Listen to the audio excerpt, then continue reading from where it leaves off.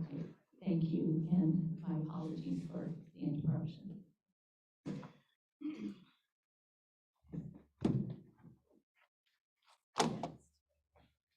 I'm just trying to turn mine. My son always calls me to talk about basketball all the time. Thank you so much, Professor Miller, for the introduction. And thank you all for being here. It's really nice to see so many of you and see some old friends that I didn't see yesterday. So it's really cool. So basically, I'm gonna act as if everybody was here yesterday, even though I know that that's not the case. I did write a kind of summary of what I tried to say yesterday, but it's only 2 sentences, so I don't know if it's gonna be adequate. I think, but I will, and of course, yesterday I kind of not only was caught up in this bad habit of constant prefatory remarks, but I think I even got meta prefatory yesterday. So I'm going to try to at least. There's nothing I can do about the prefatory nature of these remarks, but I'm going to try to hold back on the meta prefatory aspects of things.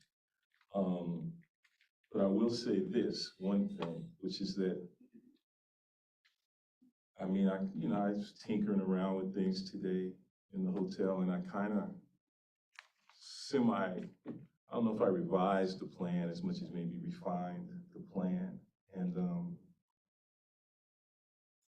know I didn't really talk too much really about Levinas yesterday, but and I promised that I would today, but I don't know if I will today.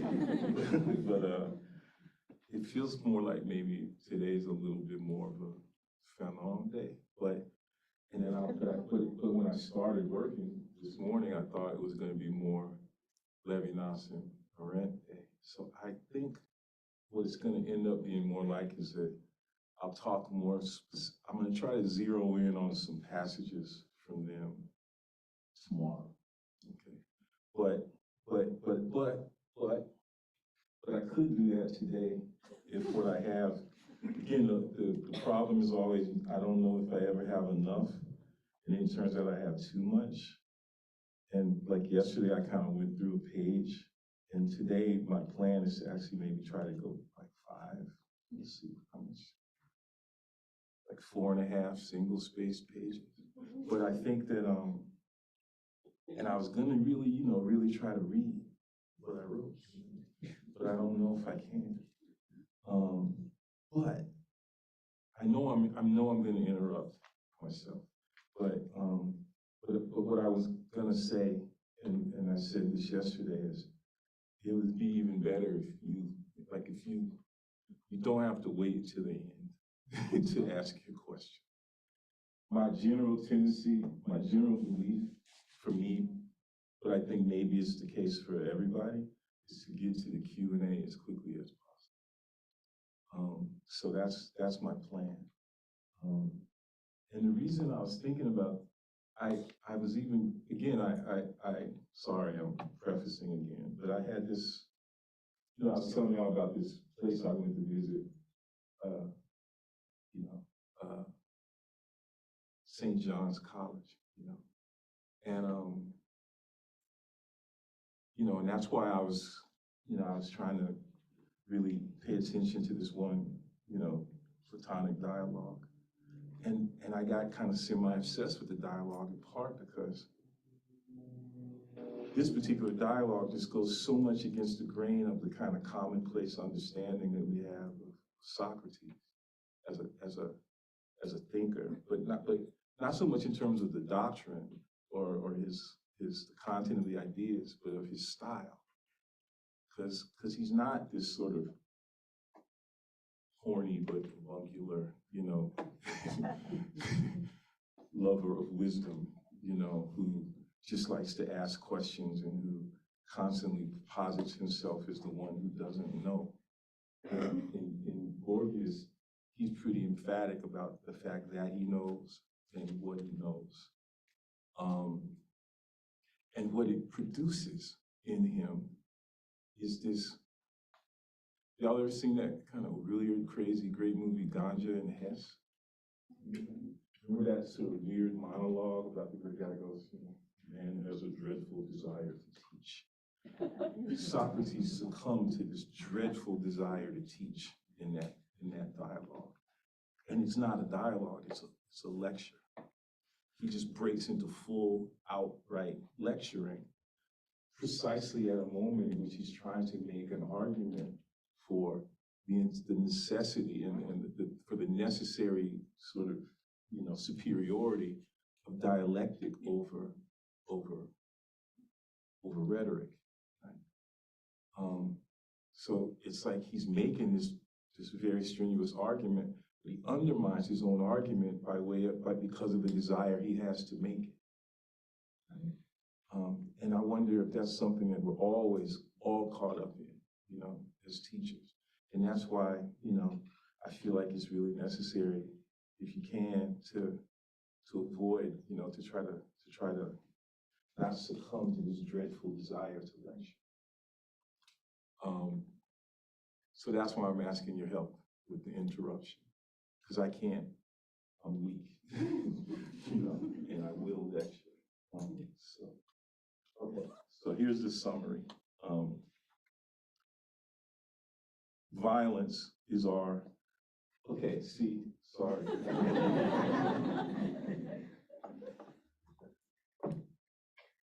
My computer is always trying to correct me. It won't let me write performative with a P-R-E. It just is always trying to make me get it right. And so I have to correct the correction. That's what I was doing just now. Violence is our performative, anthological, forgiven condition. And I tried to lay out yesterday what I'm trying to suggest by these terms: performative, anthological, forgiven. So I'm happy to try to say it again, but I'm going to act like you understand. Violence, that's the first part. That's actually the summary. Okay. The next sentence is not the summary, but it's not as part of the summary, but it's maybe the preview, as much of what I'm going to say tomorrow as it is what I'm going to say today, which is violence is, in general, misnamed, underdescribed, and overinterpreted. So I will pause and try to say a little bit more about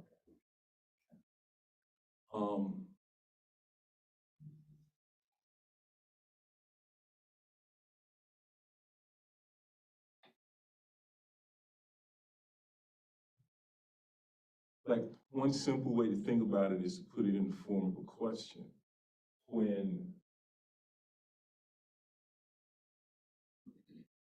Imagine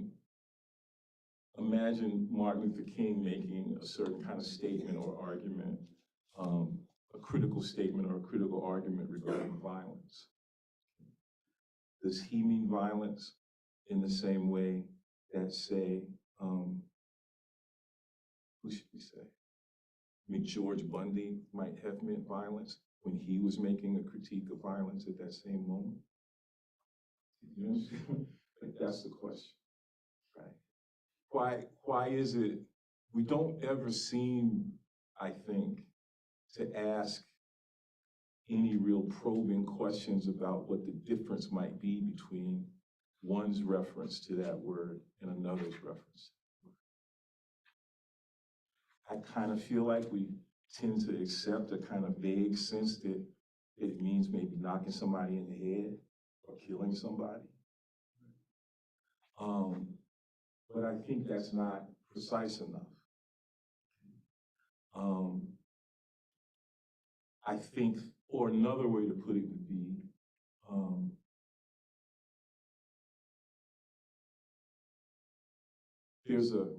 sometimes people will say something and you know what they mean and you even agree with it, but you don't agree with it, but you can't agree with it. For instance, two thinkers who I think in this instance are sort of echoing one another, and I admire them both immensely. You know, Christina Sharp and Saidiya Hartman. And one or the other of them has been heard to say, as if in echo of one or the other of them, right? Violence, the antidote to violence is care. I think I know what they mean when they say that, and I sort of agree with them, but I think it's false. And I got like a personal example of why I think it's false. Okay. So this is being taped, but it's just for the archives, right? So, because I have to tell a story kind of about my son, and he hates it when I tell these stories. Okay. But one time, well, I'm gonna tell two stories actually, because they're connected. One time, he was being bullied pretty mercilessly when we lived in Los Angeles. He was going to this supposedly progressive school where all they did was, it seemed like the teachers were almost like supervising the bullying. like they were sort of organizing it, in a certain kind of way. And I would go to pick him up from the school because we couldn't, how school should, we couldn't get him out of it. It was too late in the year, we just couldn't get him out of it. And he would I could see, that he was just holding himself together, with, I don't know how, he was just trying to get to the car, And I remember I would want to, I felt like with my job, that I was supposed to talk with him about it, but I felt like as I was supposed to get him to talk about it, that seemed like the better, the healthier thing to do.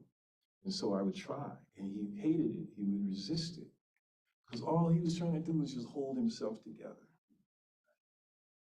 And what I was literally trying to do was to say, well, but I think in this instance, man, you need to fall apart, right?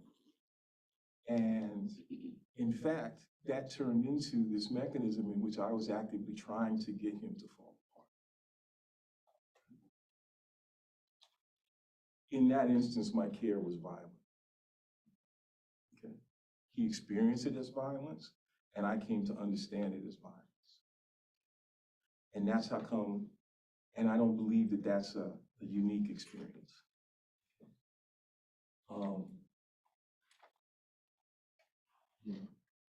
Care, or if you will, love, doesn't keep you together. In general, it tends to mess you up. Okay. Now, if this is the case, then that opposition between violence and care is something that we would have to move beyond or get beyond. And this is part of what I think it is that both Benjamin and Werner Hammacher are attempting to do. One in the critique of violence, the other in this essay called Affirmative Strike, which I want to try to see if I can at least make a gesture towards today. I think, if I ever get in a position where I can have a discussion, so to speak, with Professors Hartman and Sharp, I would say, well, what if we said something like the antidote to brutality is care? See, what I'm trying to say is that violence is too big of a word. It needs to constantly be made more specific. Right? It needs to be placed under a certain kind of analytic scrutiny. It needs to be, in a certain sense, made subject to what Fanon might call a complete lysis. Right? It needs to be broken down into its component parts. And that means that it needs to be described. It maybe even needs to be subject to something like what we might call a phenomenological description. And, and the thinker who seems to me to be most invested in such a phenomenological description is Arendt. Now the trouble is that I think the part of the book on violence in which he attempts a kind of phenomenological description of violence is in part 2. That means you have to go through the toxic waste, okay, of part 1 to get to it. And I was not able to survive that trip intact, right? Because I was so apoplectically pissed by chapter 1, by part 1, that I lost my kind of capacity to read chapter 2. And a lot of what I say in the Universal Machine, in part 2 of the Universal Machine, I'm not saying, I don't disavow it, and I don't take it back, and I don't think it's necessarily bad. But it is limited by my inability to read part 2 of Arendt's violence. And that's what I want to just begin to make a gesture towards that tomorrow in a more kind of particular way, looking at some particular passages or a particular passage. But what I really want to do what I'm doing in a certain sense with all 3 of these lectures is beginning that process. And it's not just that I'm beginning this process of paying more attention to part 2 of Arendt's on violence, but it also means I'm trying to begin this process of paying attention to violence and how it works in Levinas and in Fanon. So again, that's what I'm going to try to do more minutely tomorrow. And I guess I'm just going to try to do what I'm doing today and not tell you what I'm going to do. I'm just going to try to do it. So now I'm really going to try to read. Okay. Help. Does anybody else have this problem? Okay. So at least I'm not. Okay. I only have to do it one more time. So. I didn't get to this problem of the name, description, interpretation of violence in the Universal Machine. I was more concerned with following through on something that Wittgenstein says in the outwork of his philosophical investigations.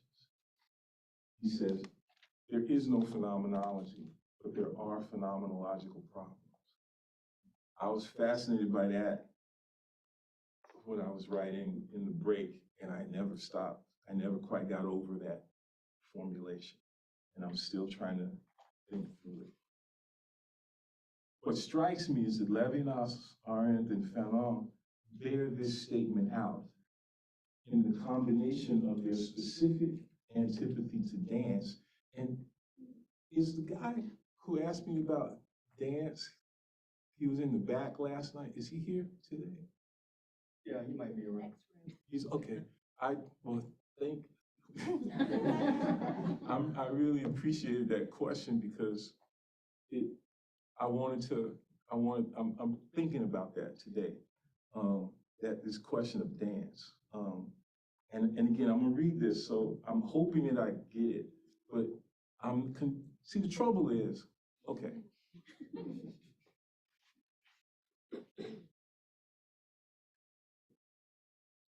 I'm one of these increasingly annoying people in the humanities who loves physics but can't do math. So, and I know that eventually we need to step off the scene, okay? But here I am, okay? And I remember my friend Al, who was one of my friends in college. He gave me this book by this guy named Gary Zukav called The Dancing Wu Li Masters. Anybody ever read this? It's all about the relation between quantum physics and Zen Buddhism. It's interesting, you know. That's where I first read this late 80s about, you know, non-locality and entanglement. And my favorite thing, you know, my favorite phrase maybe, this phrase that Einstein used to denigrate a physical phenomenon that he did not believe in, but which has actually been experimentally borne out. And the phrase is spooky actions at a distance. And I was interested in jazz. And I was convinced, and I'm still convinced, that if you go hear a really good quartet somewhere, that's what you're actually witnessing, is spooky actions at a distance. That the kind of coordination that must occur between the particular bodies / spirits, if you will, who are making the music, right? The kind of coordination that the making of the music requires is actually impossible to do within the spatio-temporal coordinates that would assume the individuation of each of those bodies, right? Something is going on. It's, a kind of common version of this phenomenon would be something like the whole is more than the sum of its parts.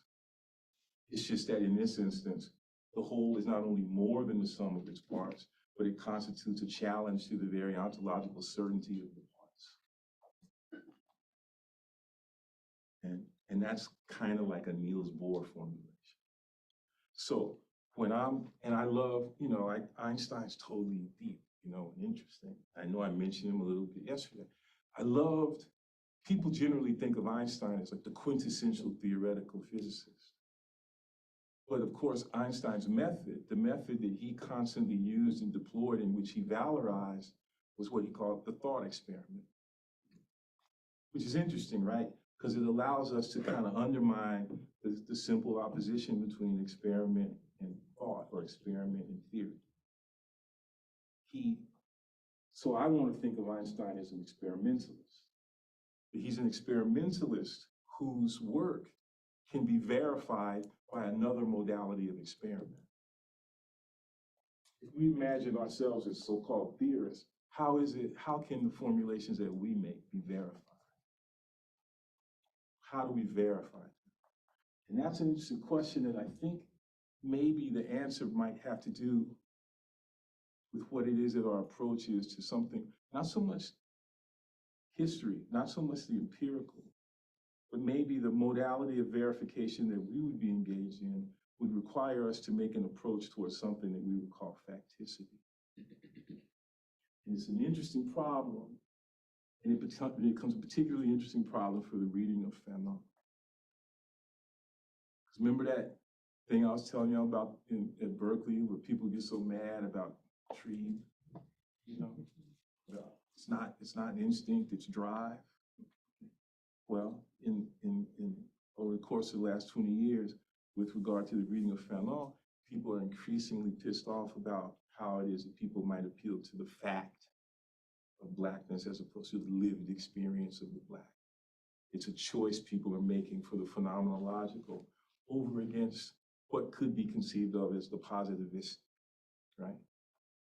But you see, what I guess I'm trying to say is that an approach to facticity, which is not necessarily the same as fact, might allow us to sidestep the problem of positivism, or at least to complicate it, and to complicate it in ways that especially Du Bois in 1905 is beginning to investigate, when he makes that distinction between the evident rhythm of human action and the incalculable rhythm of human action, right? So now this is interesting, right? How would we verify our experimental formulations by way of an approach to an incalculable facticity? That's an interesting, I'm not talking, okay. So how can that happen? So but let's just, to back it up, we would just say that maybe what we do a lot is kind of like what Einstein does. He would just sit with a yellow pad and spin out equations, right?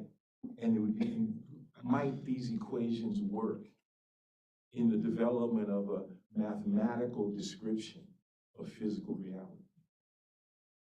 What new kinds of mathematical structures might, similarly, what does this phrase work? Right? I mean, again, the other model is Nate Mackey, right? How do I talk about this music? How do I describe this music?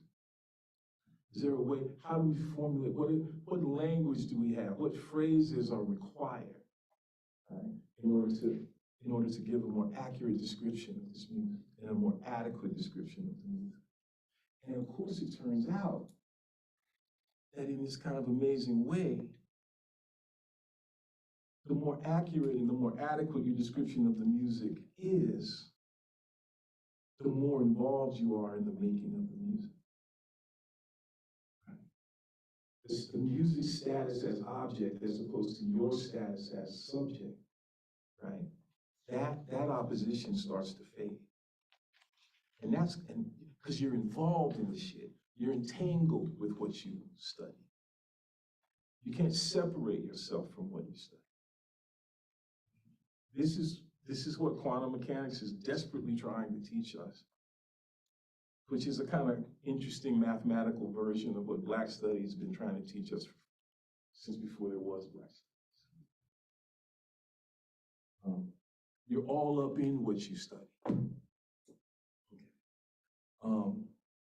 And which is a condition, okay, that is disruptive of positivism, but it's also disruptive of phenomenology. And it's a condition, you know, it's violent. It's a condition in which neither subject nor object were ever intact, right? And definably separable from one another. But the trouble is, this work that one can do of spinning out phrases, right, can sometimes produce, it's a cryptographic work, right? At the same time that it is also cryptological work. And sometimes, unfortunately, it devolves into crypticism, right? So that's how come I can't read this shit to y'all, because I don't think anybody's gonna know what the fuck I'm talking about. It's not because it's so hard. You understand what I'm trying to say? This is, so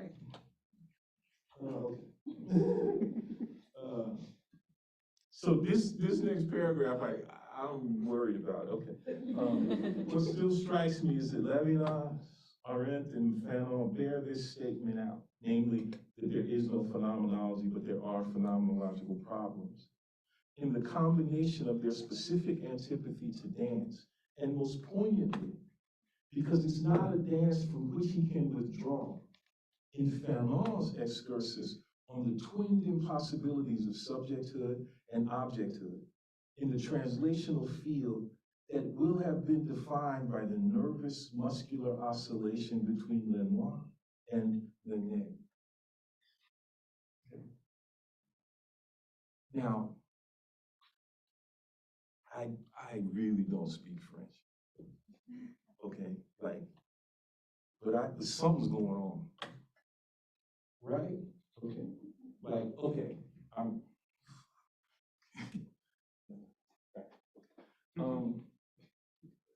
I didn't think, Amanda, that I was one of these kind of people who moved around, but for some reason it feels like I need to move. I don't know why.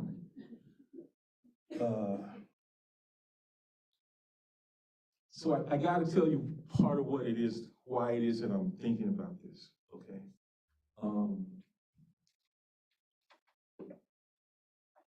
It has to do with this really interesting and very, I would say, kind of powerful thinker, David Marriott. And it's got to do with this kind of analytic of what he calls the Nespa. So really, this paragraph I'm in the middle of is like a question. It really amounts to a kind of set of questions that I would want to ask. Okay. Why is it? How did I get in this fucked up position where the people who I want to ask questions to, I can't ask them questions? I really don't fucking feel like I can talk to Christina Sharp and Sadia Hartman or David Marriott. I don't know how to. I'm sure it's some shit I did, but whatever. But I'm they're with me or I'm with them or some shit. I don't know. Okay. So he's got this new book, and I only read the introduction to it because the book ain't out yet, you know, but they had the introduction. Now they put the introduction online now, which is evil, I think. Why not just put the whole book online? There's this book called Of Effacement. But he's been kind of spinning out this theory of what he calls the Nez Pa, the is not, in relation to, well, I was going to say in relation to blackness, although, but that's unclear. It appears to be, at least in the first instance in this preface that he writes, in relation to Le Noir. Now, somebody got to help me. Carrie, please, Le Noir, which we could translate as the black. But we could also translate it potentially as blackness, maybe, or at least black, as in the color black, and kind of extrapolate from that to whatever the quality of blackness is that the color black seems to have. And there's this famous sentence that Fanon writes, like on the second page, you know, of Black Skin, White Mask. He says, excuse my French,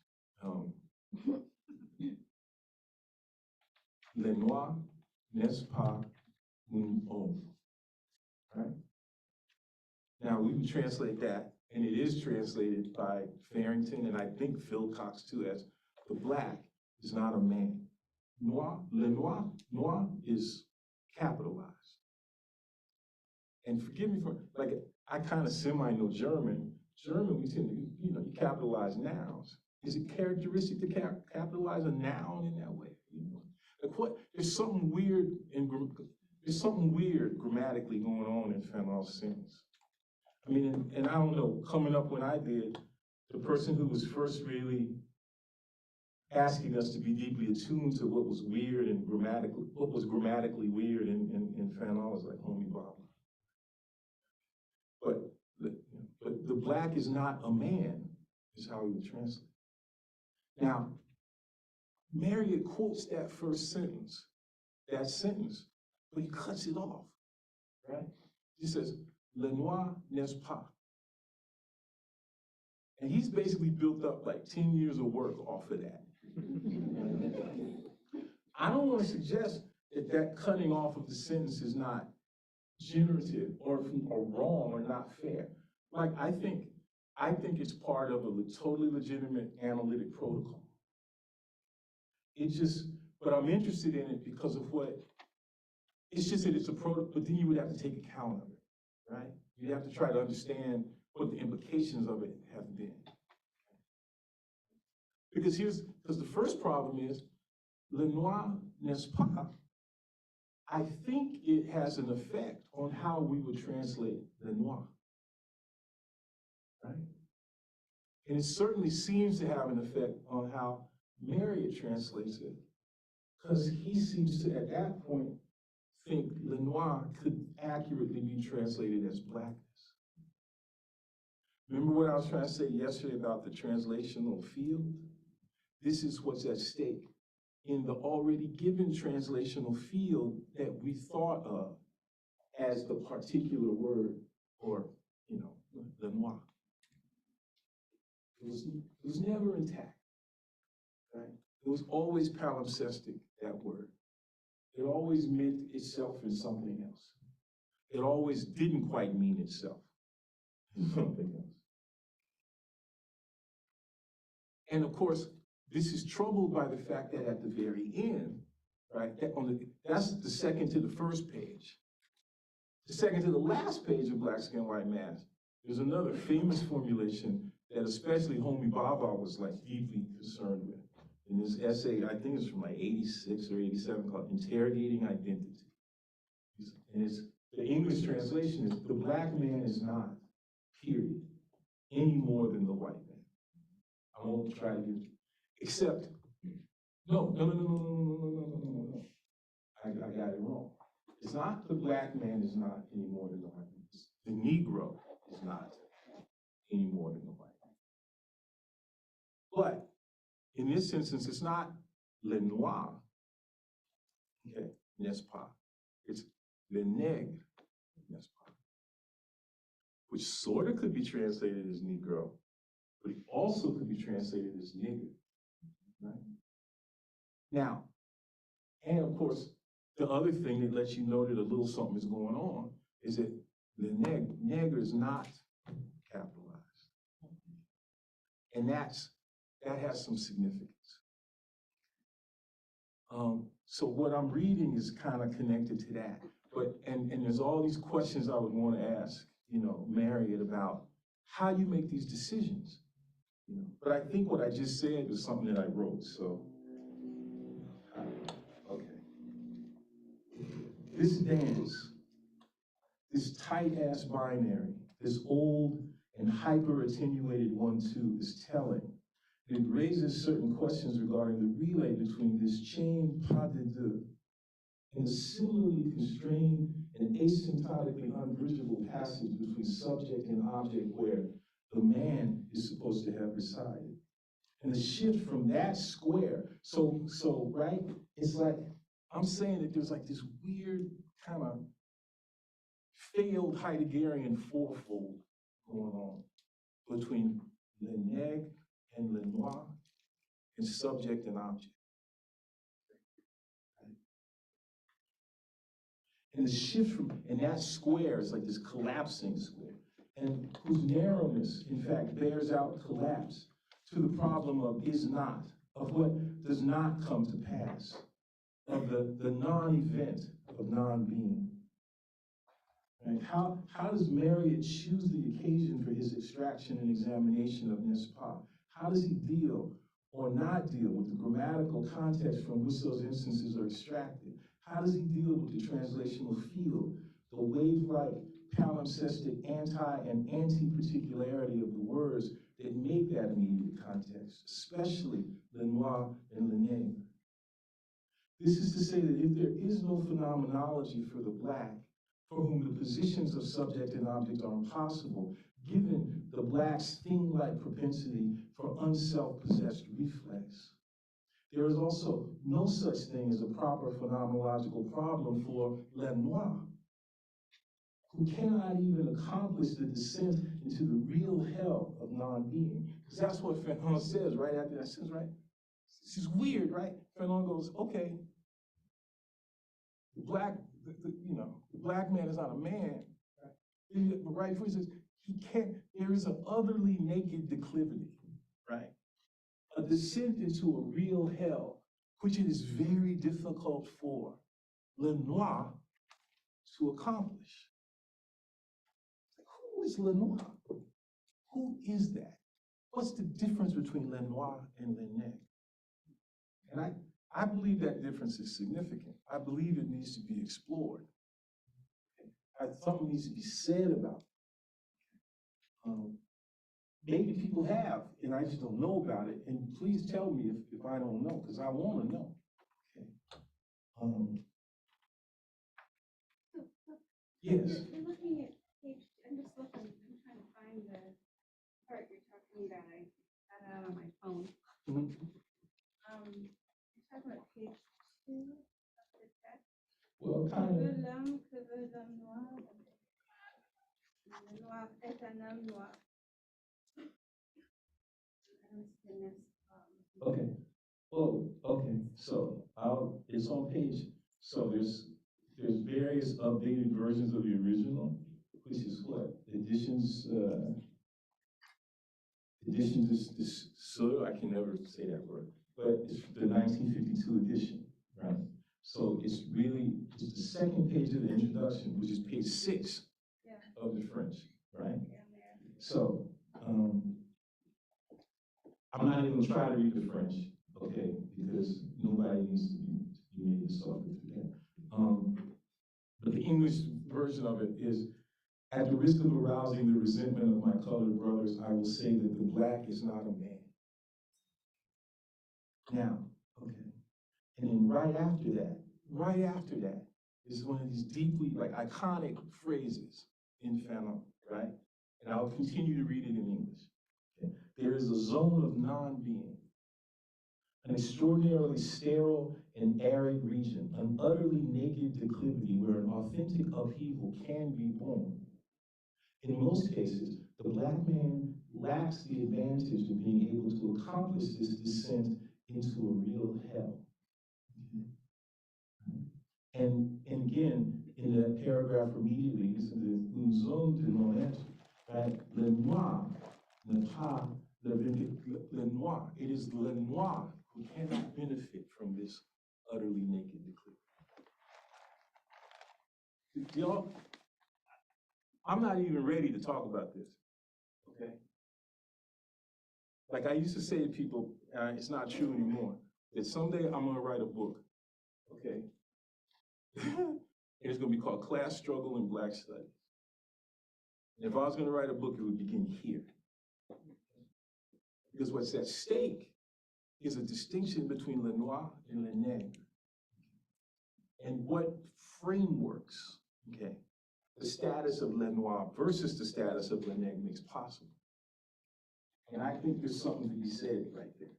Okay. But I don't know that I don't feel prepared to say, to speculate on too much right now, okay? But, you see what I'm trying to say? There's a problem, and I think you could pretty much think about it as a kind of class problem. It has to be addressed in order that we might imagine the conditions under which descent into this zone of non-being could produce the authentic upheaval that Fanon wants it to have produced. Okay. And this has everything to do with the complex non-positionality of the Black intellectual. I didn't even mean to talk about this today. I was trying to get someplace else, okay? But it's okay. You see what I'm saying? Who is it that Le Noir is in some kind of weird non-opposition, impossibly non-oppositional relation to, right? Un homme, a man. Interestingly, Le Nègre is in some weird, crazy oppositional relation to the white man. Right? It is as if they negate one another, right? As I said, the black man, right? Le Nègre is not any more than the white man. And what's displaced, right, in that mutually destructive negation, okay? What emerges, what displaces that mutually destructive negation is this relay or this interplay between le noir and the man, or a man. And what I want to say is, man is always a man. This is un homme, a man. Le noir, the black, is not a man. The black, in a kind of, weird definitive defeat, in the defeat that corresponds to the definite article, the man can't be a man. Right? The black cannot achieve the necessary individuation that will have made him a man. Right? That's the condition. Okay?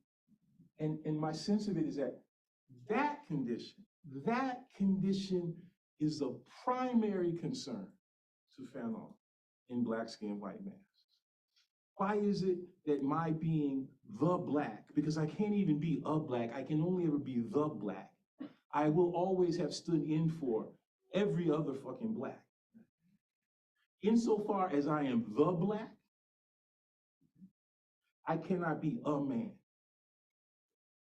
I cannot achieve freedom or humanness because I cannot achieve the individuation that are the condition of possibility of freedom and humanness. That's his concern in Black Skin, White Mask in 1952. Does anybody ever, you ever think stuff and then you think somebody must have thought about this, but I can't tell, but somebody, so y'all must know, right? Y'all must know, just tell me, then I don't have to feel bad about it. Because what, Invisible Man what, 51 or 52? Okay. Hotel on the Mountain, 52. It's kind of a great, amazing thing that these three dudes from very different places are embedded in the same problematic. Right? Can I be a man? You know? Can the black be a man? But see, the thing is, well, Baldwin got to live. Not long enough, but long. I don't know that Ellison really got to live.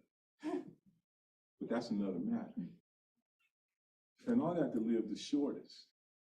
But my sense of it is that by the time you get to Wretched of the Earth, this question of whether or not the black can be a man has been displaced by other questions. And what I think to be deeper and more fundamental questions that have to do with the conditions of possibility of occupying, right, that naked declivity in which an authentic upheaval can be born. But moreover, here's what I want to do. What I want to do is I want to say that this notion of violence that I want to put forward allows us to ask an even more fucked up question. Not how it is the case that we might occupy the condition or the place where an authentic upheaval can be born, but rather something like how it is that we are already preoccupied with and in that condition. And what's the name of that condition? Violence. Okay. Let me check this. It's 7:55. I didn't even get through a paragraph. I don't know. I'll keep reading for a little while. See, but can you see why I'm in trouble here? Because when I start reading, I can't. Take your time, as they would say. But it's like, it's bad, you know, because it's not like I think what I'm reading is bad. It would be better if I thought it was bad. But the trouble is, I'm pretty sure it's good, you know. Or at least another way to put it is like in that James Brown said, it's good to me. You know, shit gets good to me, you know, in like a kind of weird, fucking poetic kind of.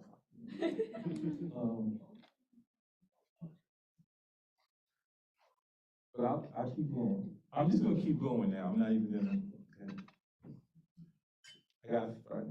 But it is also to say, as Fernand in fact says, that in some all but impossible to think codependent independence, the lowercase, lower frequency, low class conspiratorial flesh memories of Leneg are complicit in the white man's being shattered. Leneg n'est pas plus que le blanc. Where does that leave Lenoir and Noam? Imagine their frustration. There's no invitation to dance in no man's land's breathlessly apparel ascendancy, where concepts go fatigue and sympathy. Meanwhile, the immediate question on airy ground is whether Leneg, certainly not at the level of accomplishment, but perhaps at the level of practice, can, as it were, occupy this damnation. He says it's a hell, right? It's a hell, right? And then he wrote a book called what? The Damned to the Tale, right? Which motherfuckers, for some reason, and then I get pissed off about this. It would be nice, wretched. Okay. But it would be kind of, it's just okay, it's okay. It doesn't matter. We have to live with what we got, okay? It's just that every time you hear wretched, think about that passage at the very beginning of Black Skin, White Mask where he says, hell. Okay. Because that implies damnation, okay? But the deeper question is whether we can imagine negritude or noirceur. And I got this weird kind of cool conversation with Lewis Gordon, who's making this whole case that negritude should properly be translated niggitude, like niggitude with an A. And I think he's right. I think he's right. But the deeper question is whether we can imagine negritude or noirceur as the very facticity of their nation's radical preoccupation. Recess, violence, utterly naked declivity, lysis. What is this field of experimental protocol but an arid, sorry, I lost my spot. What is this field of experimental protocol but an arid open field? So what I'm trying to do is in this regard, meadow, flow, and desert are of imagination all compact. Remember, yesterday was about le pré, the meadow, the field. I'm like, we can think the translational field of field. Meadow, desert, ice flow, sea. But somewhere in that openness, there is this damned preoccupation that it is ours to, that is our experimental, that is our laboratory. And it's fucked up, right? Because on the one hand, it is the place where we experiment, and on the other hand, it is the place in which we have been brutally experimented upon. But the fact that we have been brutally experimented upon it is not justification for relinquishing the imperative to experiment.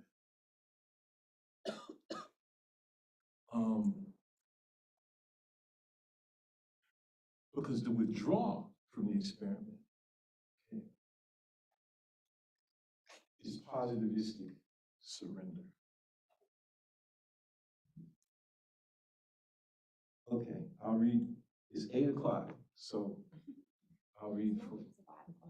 Fuck, sorry. It's 8 o'clock at home now. I'll read. I'm just to see if I can do it. I'm going to read one paragraph as if without stopping. Let's review. Phenomenology loses its object, the thing itself, at the moment it identifies it. The phenomenologist loses his object, the thing himself, at the moment he identifies. As Jennifer Wong says and weaves, light, which is to say matter, acts like a wave until it is observed. This twice behaved behavior negatively indicates the performative.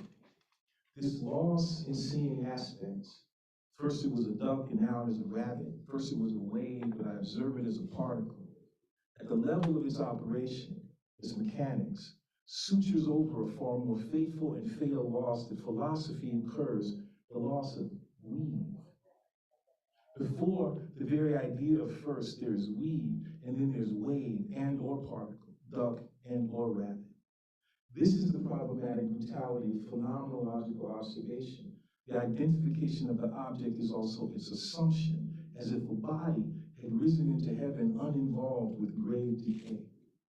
This positing, this positioning of the ascended body, right, and the body, this assumption of a body is even something that is given in Fanon at the end of Black Skin, White Mask, which ends with a prayer. Remember? What is it? Oh, my body, make of me a man who questions. Like, well, this positing, this position of the ascended body in detachment from the animaterial gravity of matter is nowhere.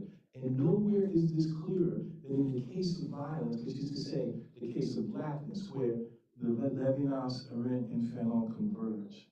What if the beautiful phrase, being human as praxis, Winter's phrase, which is held under the breath of every utterance of Lenoir, defeats its own purpose insofar as praxis is attenuated, held, and constrained by species being and the conceptual and conceptualizing subject it implies.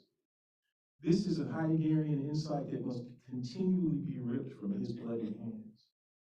This will have been work in progress, or work in progress, and it concerns a distinction between violence and brutality. We conduct an ongoing social experiment within and against an ongoing anti-social experiment that the ongoing social experiment surrounds. The social experiment practices a fundamental violence that is at once disruptive and militantly preservative. This turbulence, this roil, this rolling, this involvement is anti and anti-anthropomorphically anthological.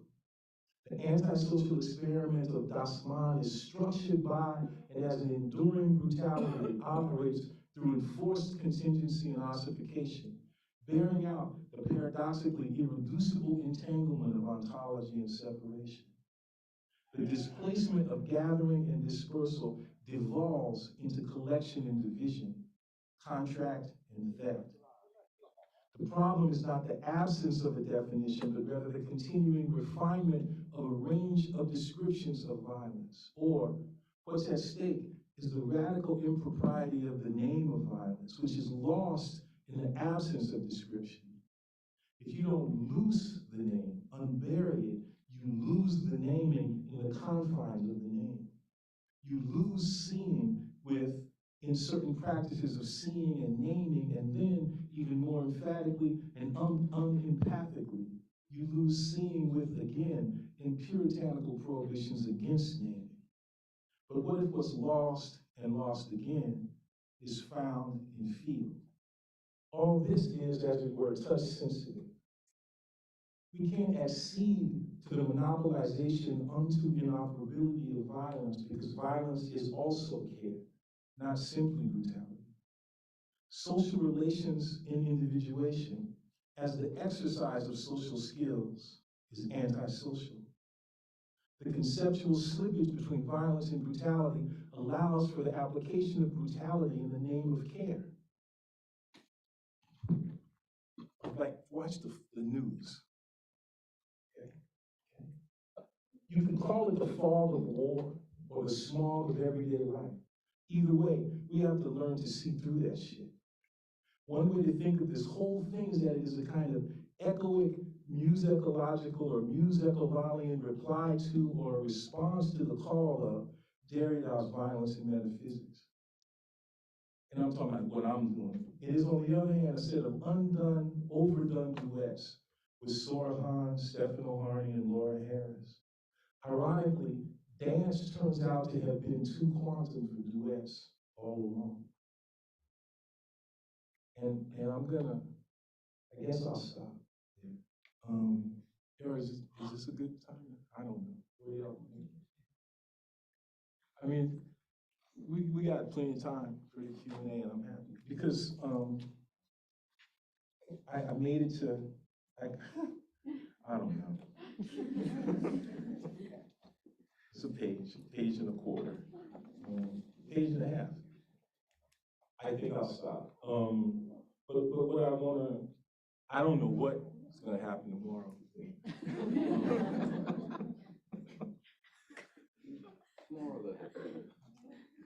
We have time today. Okay. It's up to you. You can keep. Well, I just feel like it's a good place to stop because there's a break. And then I go off on something and I know why I went off there, but anyway. But yeah, let's stop and then and we can do a Q&A.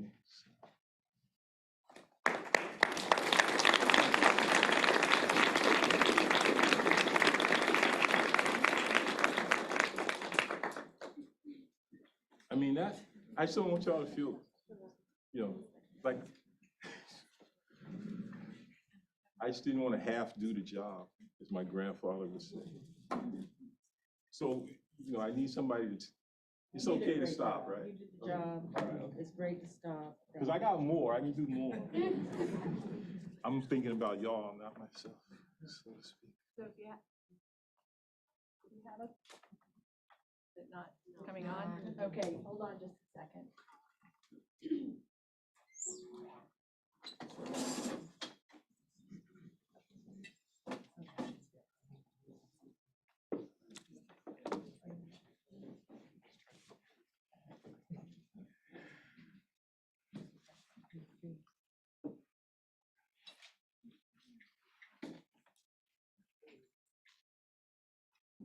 you hear me now? No? No. Yet? They say they're on and they say they have batteries. Is this not here? It says it's on. Well, the box says, please do not adjust settings. So I am afraid to do anything. We won't tell. Okay. So these are separate from, This is From an this. example of no one being in the classroom for 3 or 4 years. so I tried to that help. one's on, but, okay, well, you're gonna have to talk loud. Okay. And those of you in the audience are gonna have to stand up and speak with your high school drama voice. As you can see, I have a high school drama voice. So if you have a question, raise your hand and I will I'll point you out since I can't give you a microphone, and then you can ask your question. And so K2 first, and then we'll have Vanessa and then Radha. So K2. Thank you very much. It was a pleasure to hear you, and your preambles were as interesting as what you read, so thank you for that. I have a question somewhere, I don't know exactly where, when you talk about subject and object, and I think you also brought up dance, and the phrase that came to my mind was when the dancer becomes the dance, right?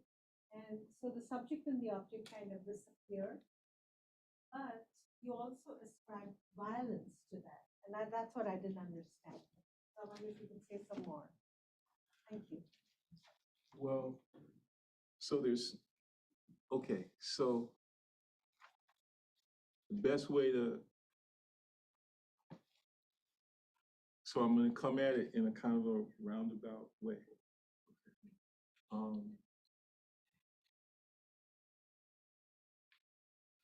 See, because I feel like maybe the difficulty is when we think about that moment where the dancer or the dancers become the dance, we have a tendency we sort of want not to think about that as violence, given the common understanding of violence that we all seem to be operating. So the thing I'm trying to do is veer away from that common understanding. So that's the first part.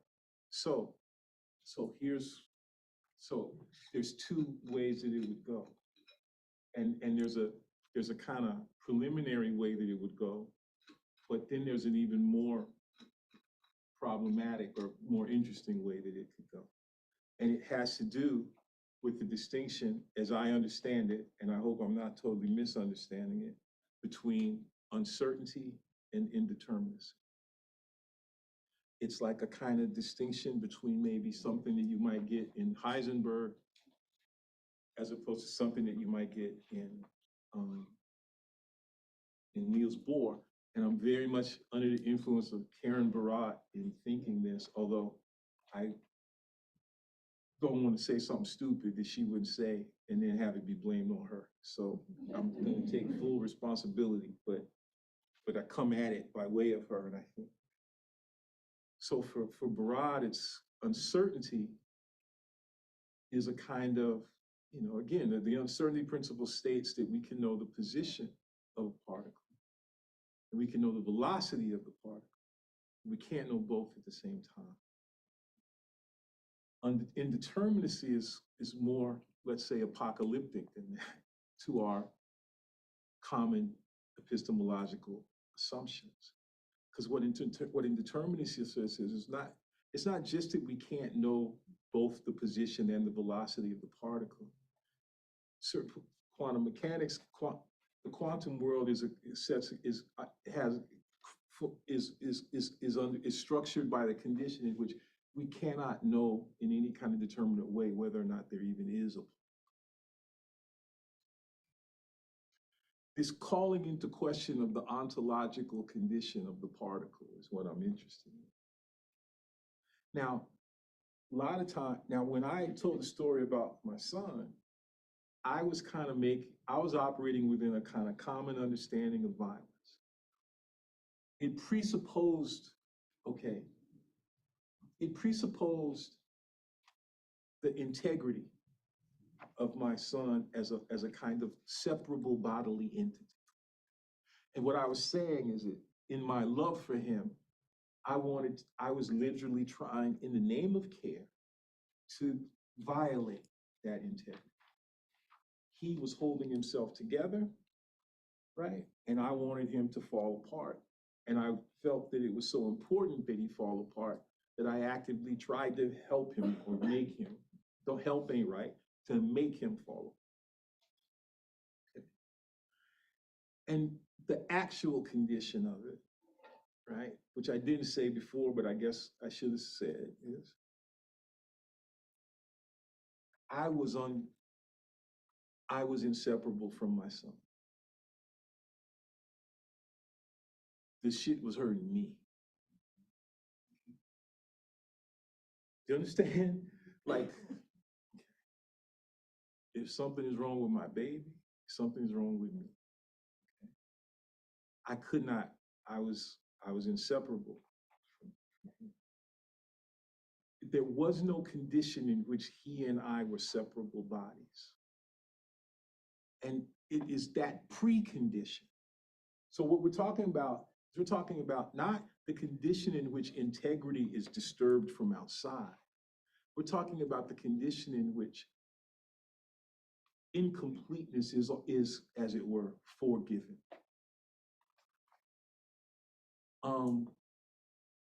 And okay, so here's the thing.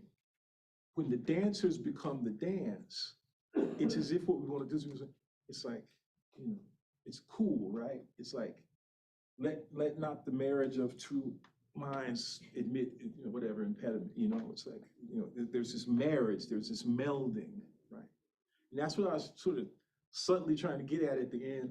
So it's like, I think sometimes I'm in the middle of these duets with Stefano, my friend, and Laura, my partner, and that's where all this work is. But it's not just us two.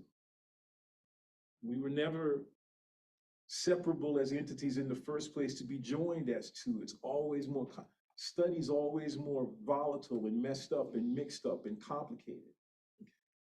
And I should say, you know, these puns, these sounds, they become clues for me. And maybe it's kind of embarrassing, you know, like the performative, you know, or, you know, the ontology, you know.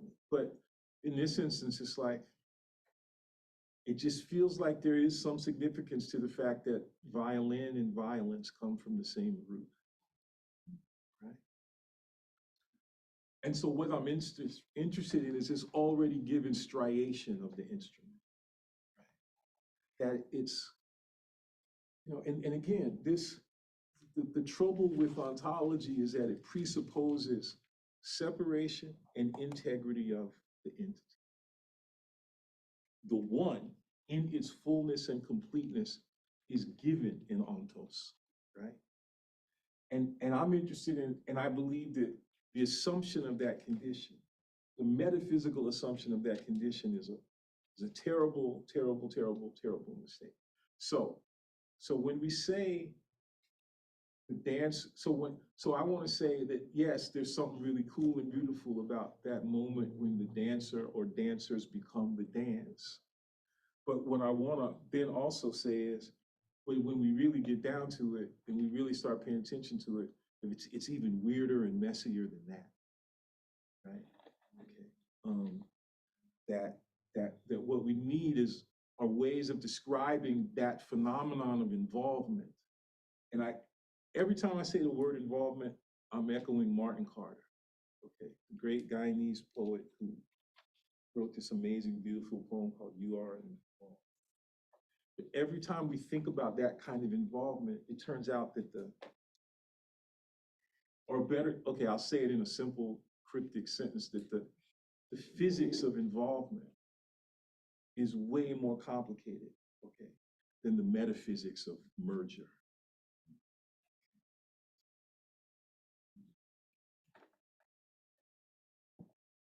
Thanks again, Fred, for the electrifying lecture. in the context of what you were saying about Marriott's meaning of a noun, just wanted to ask you, how do you distribute this undecidability along multiple registers? Ontological, ontic, grammatological, methodological, phonemic, lexical. The notion of correctness, when you correct a reading, you correct it in a local situational way, but that doesn't mean, but you still believe in incorrigibility.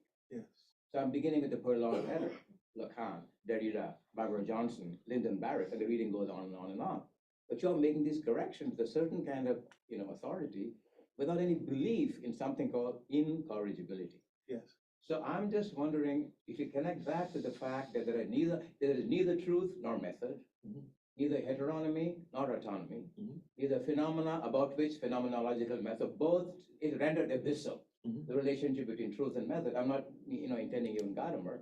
So in that kind of a situation, what do you think an act of correction, where will that come from? Is it the will, is it reason, or is it desire? See, I'm very disappointed in myself, because I'm weak, man. It's like, oh yeah, because I don't want to correct him. I don't want that to be what it is that I was trying to do. I don't want that. I don't want that. I tried to say that I didn't want it. I tried to not do it, because I tried to say, look, I believe that there is legitimate analytical purchase, or whatever you want to say, in the way in which he cuts that sentence off. I don't want to correct it. I do want to complicate it, which is to say, I want to be complicit with him in this work. Okay.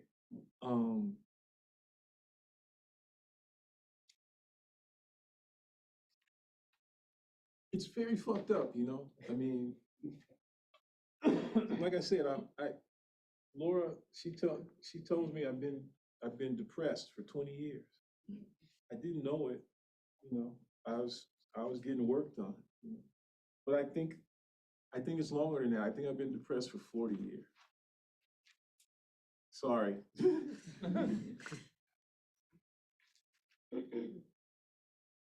See, because really what lecturing is like group analysis. You're the group, and you're the analyst, and I'm the analyst.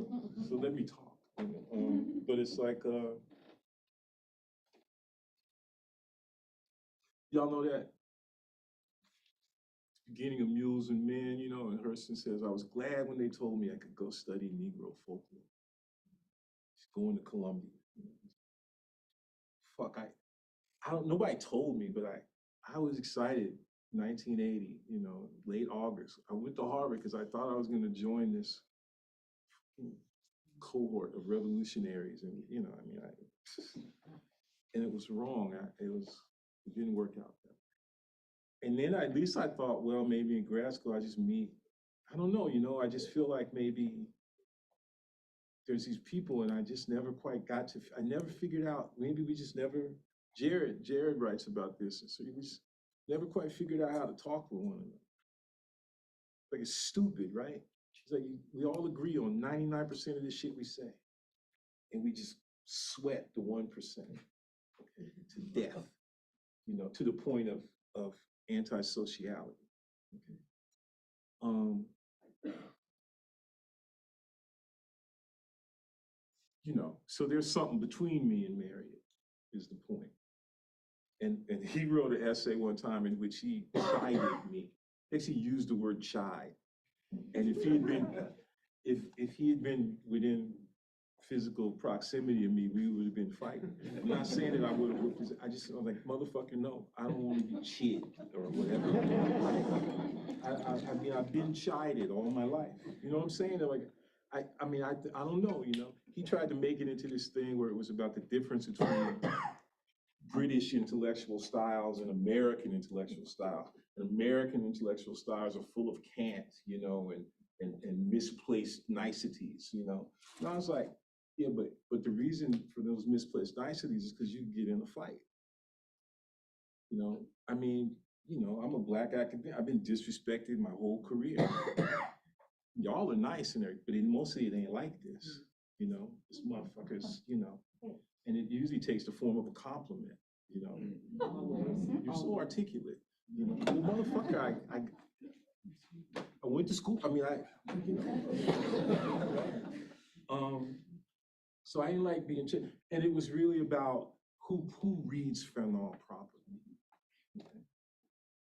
Now, so I admit to the weakness of maybe there's something in me still, which is trying to get back at that chive.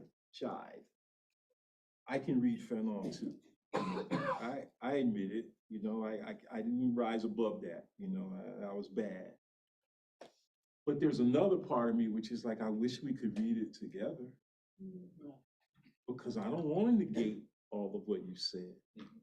I'm totally enabled by most of what you said. But this idea that there's like one person who's got the key, that's problematic. This is a common project, whether we want it to be a common project or not. So I gotta deal with this thing if I ever publish this, which I doubt, you know, or whatever, I gotta deal with getting the rest of that nastiness out of it because I don't want to correct them. What I want us to do is to make mistakes together in the way that we do. And my sense of it is that because I don't know, he knows more than me about this. He's devoted his life to it in a way that's not even, I haven't even come close. But I want to ask him that question with respect. And he probably has an answer. And I can't wait till the book comes out because the answer is probably in the book. You know, but I do think there's something going on, right? You know, and so yes, I wanna join him in that incorrigibility rather than correct it. And that's got to be done with more, you know, care than, if you will, which is to say more violence than I was able to do it today. Thanks. Vanessa and then Gabby. Hi, Professor. It's great to listen to your talk again. I'm very nervous because I'm afraid that I'll be asking a very broad question. But I'm very glad that you mentioned Wittgenstein because I meant to ask you that question yesterday about Sparks field.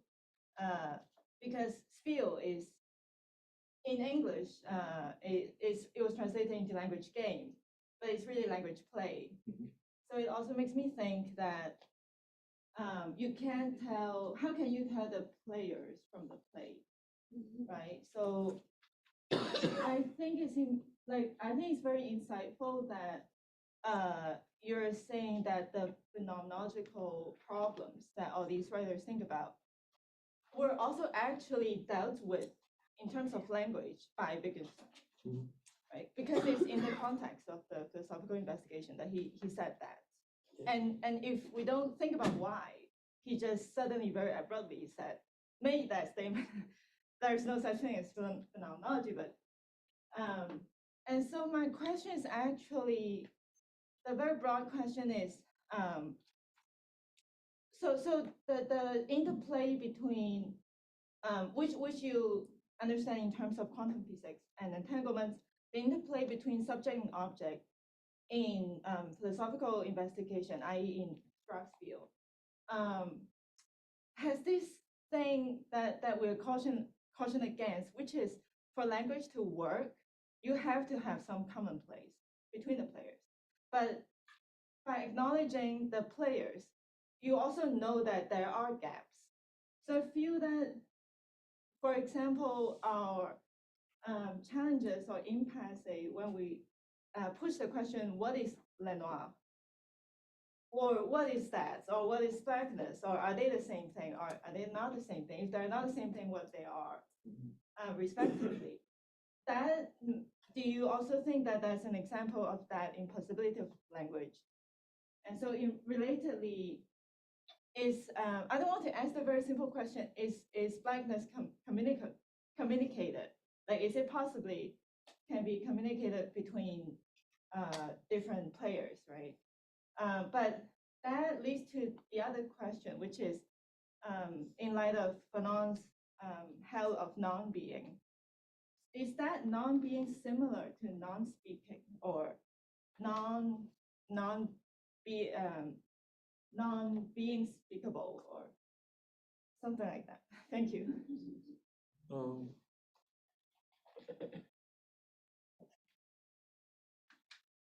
Well, so just to go kind of backward through the question, my tendency is, now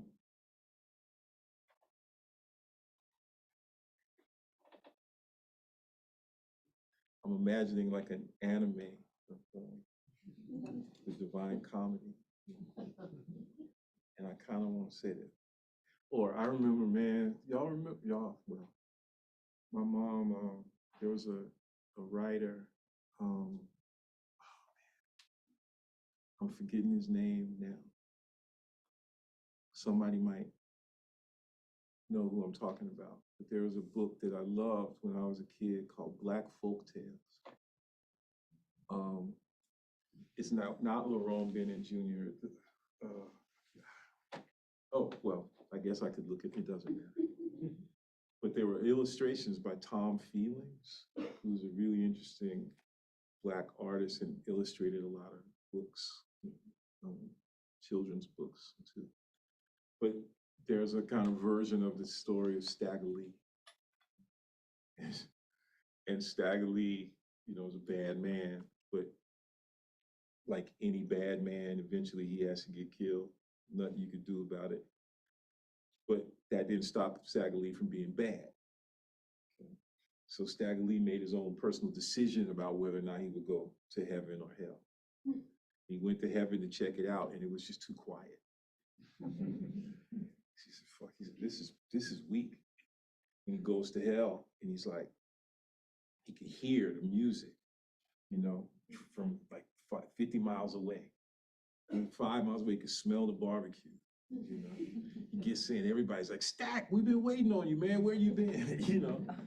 And then he takes over, and then there's this one part of the story where they say, he looks and he sees some guy wearing a like wrinkled up red suit in the corner looking all sad. He's like, "Who's that?" "Oh, that's the devil, man. He lost control here a long time ago." Stack just says, "You need to step away, man. I'm gonna take care of," anyway. So my tendency is to think about hell like that. Like people used to say, you go to that juke joint, like my grandmother would say, the juke joints, that's where you go to hell if you go to the juke joint. It's like, no, what the juke joint is hell. Okay. And look, this is not, I'm romantic about it, but I don't want that to slide into a certain kind of uncritical romanticism. These are spaces, hell is still hell. Okay. I know I shouldn't say this in this company, and I don't want to start no shit, but I would not think of hell as a zone of social death. Okay. Now, the thing about it is that hell, what happens there? What can happen there, right? How else might we think about hell? Okay. I think we can also think about hell in with regard to a certain notion of a field theory or a field poetics. And this gets to the kind of earlier part of your question. Einstein was enamored of field theory because Einstein was like, one way to think about field theory is like, field theory are the kinds of theories that help us to explain weird shit, spooky actions at a distance, right? Or even spooky actions at not much of a distance, like magnetism, right? You need Faraday and 19th century British physicists invent field theory because they need to be able to try to understand magnetism and electricity. Right? And which is to say, one way to think about field theories as they understood it is these were theories of relation. Right? In this regard, you could kind of almost think about Glissant as like a really beautifully advanced field theoretician. But this is a complicated question with regard to Glissant, as well as with regard to Einstein, because the notion is that quantum field theory still presupposes the integrity of those entities which are in relation. It presupposes, again, their ontological integrity and separability. But then there are these anomalies that quantum mechanics and that quantum theory produces, okay, let's think about it in Althuserian terms. Remember, Althusser, in Reading Capital, makes this beautiful distinction between the production and the discovery of an object. He's going back to Engels, right? So remember the example? There's all these people running around in the 17th, 18th century doing experiments, and they blow shit up, and they don't know why, right? Why did my little laboratory, why did my room, I was trying to make gold, and everything blew up, you know? Well, they produced oxygen, but they didn't have a concept of oxygen. Somebody had to discover oxygen. So what I want to say is that that what you got is a kind of quantum physics produces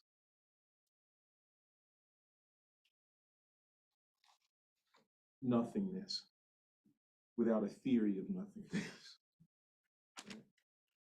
Without a concept, if you will, of nothingness. And this is especially problematic because it's unclear if there can be a concept of nothingness. It might, in fact, be the case that nothingness exceeds and disrupts the very idea of conceptuality. I believe, and I don't mean it's, to me, this is the mystery, like this is the deep, crazy, and totally interesting mystery of reading Sylvia Wynter. Because I feel like this is right where she's, you know, like there's this beautiful essay of hers called Ethno or Sociopoetics. And she's getting right at the heart of this problematic of non-conceptuality. And my sense of it is that in that respect, what she's doing has a similar kind of valence to what Wittgenstein is doing. What I kind of want to say is that there's a relationship between, you know, Sprechspiel and non-conceptuality. In negative dialectic, Adorno's like extraordinarily wary and ambivalent about the non-conceptual. And Wynter quotes him at the end of that essay. And she's sort of saying, no, but maybe we need to investigate this where what non-conceptuality would be another word for it would be involvement or entanglement, right? And the reason why, of course, Adorno would be ambivalent about it is because if you take into account what Althusser was saying, Althusser is saying modern science and modern knowledge is revolutionarily generative precisely because it produces concepts, right? We discover all of this shit, right? And what quantum mechanics is kind of going is all that generativity that emerges from a certain kind of scientific and conceptual thinking allows us to arrive at a place where the concept is no longer operative and it doesn't work and it breaks down. And what if, another way to put it is, okay, and y'all will see what I'm getting at now. What if it turns out that where this shit breaks down is the place that Spillers refers to as the 0 degree of social conceptualization?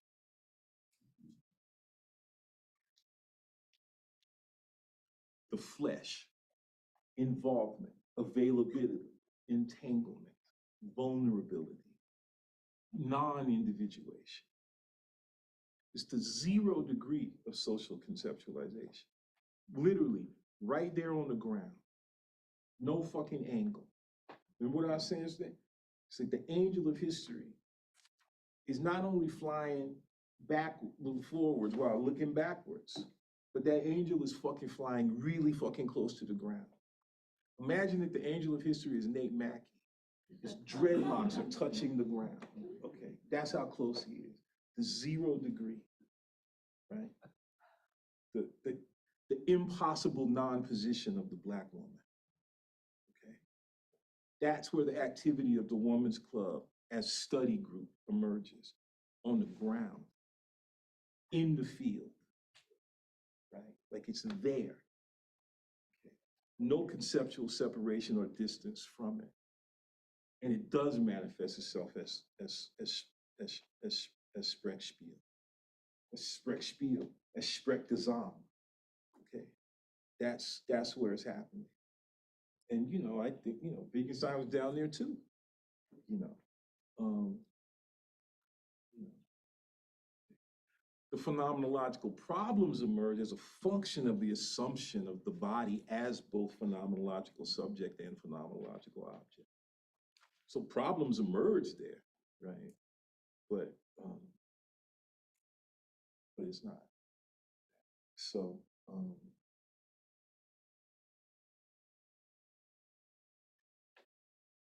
Do we have time for one last question right here?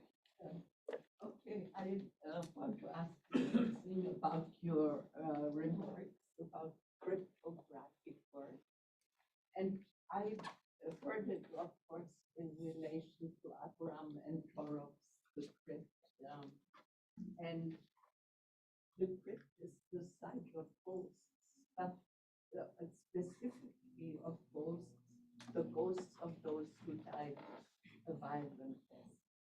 And yesterday in your lecture, you said Black people don't die, they are murdered. And they as a result, you linked it to the anti-Black violence. And do I understand you right that you see cryptographic work as both unburying of the name and unburying of the dead ghosts in the same way? And now if I can totally go out of limb and link it to your ideas about quantum physics, there seems to be a quantum temporality at work. One could see it also in terms of a quantum temporality where the ghosts and the names are buried and unburied at the same time. The unburying doesn't change anything. They still stay in the crypt. Okay, I'll stop now. and of course, the colloquial term that was used in France for ghostwriter is Linnet. And yeah, it is in fact this constant, indeterminate, Barad would call it intra-action between the cryptographic and the cryptologic. The deciphering, if you will, in Winter's terms, and then the all but immediate deciphering of the burial and the burying and the unburying. And again, maybe this would be another place where I would maybe differ, you know. And the way I would want to put it would be it's not where I have a difference with Marriott, but where I would share a difference with Marriott would be, for him, it's almost as if there's a kind of imperative to relinquish the name, and then particularly Blackness, you know. And then I would say, but of course, what is borne out in his work is that there's an equally powerful imperative to, you know, that one continue, that even if you decide that there is something fundamentally intellectually legitimate about formulations that take the form of Blackness is X, okay? You still have to recognize that by placing that within the general framework of a notion that says Blackness is not, that's still a formulation on the order of Blackness is X. Okay? that's still a naming. And it's not, and it's a, and the point, and what I would want to say is it's an indispensable naming amongst a whole incalculable field of other such indispensable practices of naming, or even if you want to say praise, or even if you want to say celebration. It's a solemnity, is what I would say. It's funereal, okay, but it's venereal too. And last time I was in this room was with Norbess Phillip a few months ago, and she's, who is better to exemplify this practice?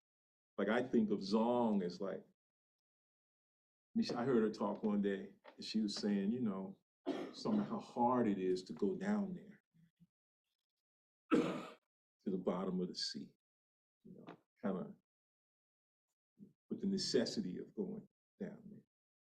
It's like I heard, it was in the same program as with Dada Ali or somebody, about how hard it is to play this music, right? How hard it is.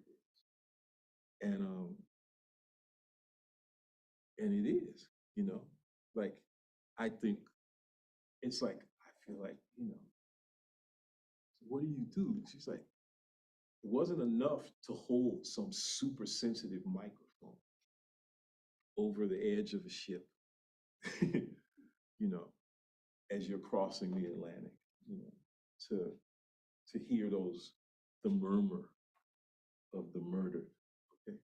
That's not enough. You have to dive down in there. You have to sound it yourself, where sounding also means diving. I mean, it has to get deep like that. And you can't come back, and it does not, it will not leave you intact. Okay. And I feel like, you know, that's where we're at, you know, that's the practice. Thank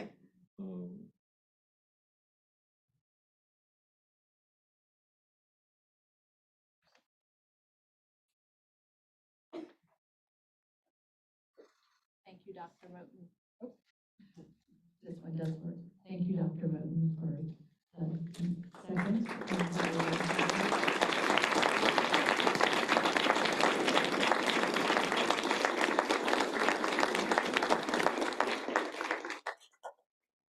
You all here tomorrow, and we will have an overflow room again. We're not sure where, but we will have one. So thank you very much. And have a good evening.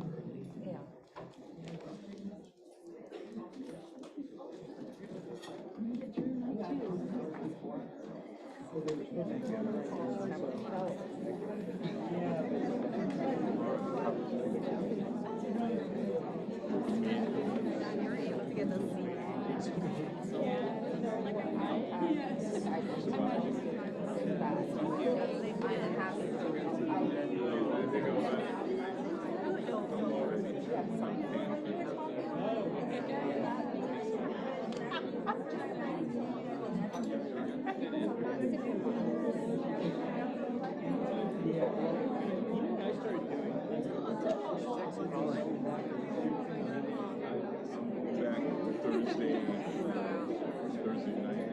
I'm just around. I was just around. Or you can just come around tomorrow. Have lunch.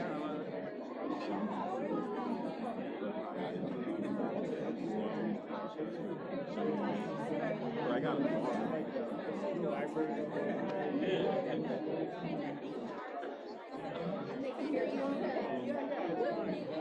it's just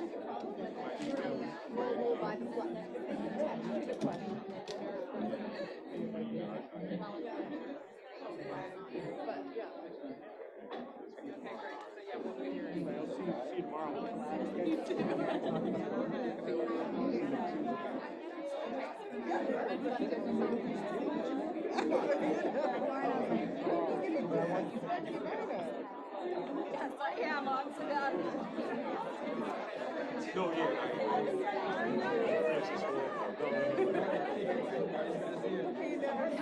No, you didn't. That's why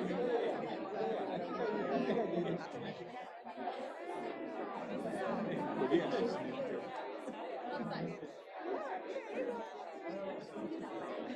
That's as far as I got. That bit I got. Psychoanalysis.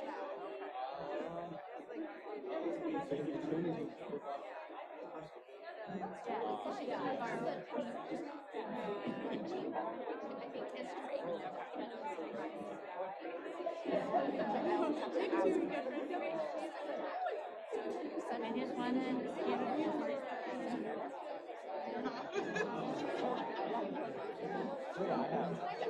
you send it that way, then it goes straight in, and I'm.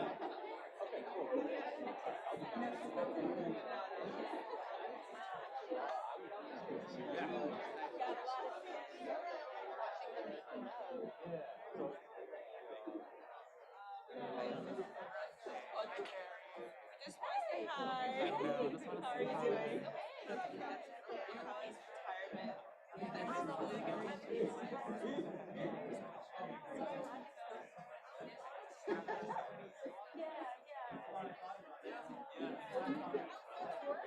I know, I was like, I know Monica is hearing this right now with the Pinot translation. No, it's like, It's been more recent.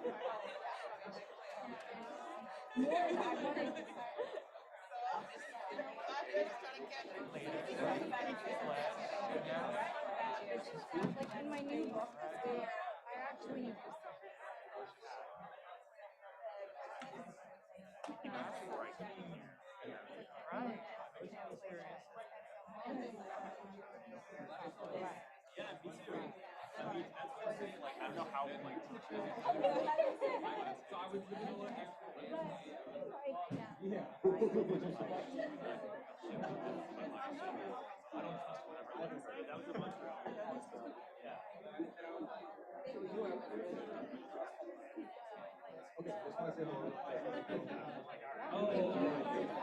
When you just send out an email, I'm so bad at this. I'm exhausted by emails, and for other reasons emails, but. Right, that you guys. Yeah, I see Roy all the time on my screen. I think like So when I get to see him in flesh and blood, it's very exciting. I know. I think it was like I worked for like this Humanity Center, the Humanity Center for like a whole year, and then I saw him so bragging Humanity Center thing, and I was like, I've never ever seen you. Yeah. It was such a I weird. hired It was him like in that whole year. 2020. Yeah. And then we had a picnic. And he showed up. And I was like, oh my gosh, I don't think we actually met because I felt like, it's like we know each other. And then when people are taller than you imagine, that is the thing That was the first time when, John, the first time I met him, I was like, Caitlin. No, and Russell Miller was like, Russell, you're so much taller than I thought you would be. That happened with Ariel, when Ariel was and then I met Ariel in person, I was like, I know. And then other people were like, oh, you're taller than I thought you would be.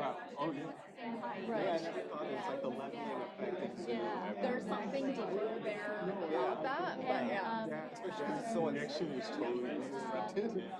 Like that book I was talking about, there was this whole I have been in group person of kind of dissident physicists at Berkeley in the and thought we were the 1960s. same height. They called themselves. But you know, I'm like, that's what I'm saying, there's something weird that goes on, and then I got together with other people And they who were were very older into height, and I cows, was like, and then they ended up moving to Esalen, like in Big Sur. all right. So it's just very interesting. But Oh, they were dissidents within physics because there was this whole movement amongst sort of Grab a drink or technical quantum mechanic people who were like, they just were interested in probabilities and statistical mechanics. And they didn't want to deal with the philosophical problems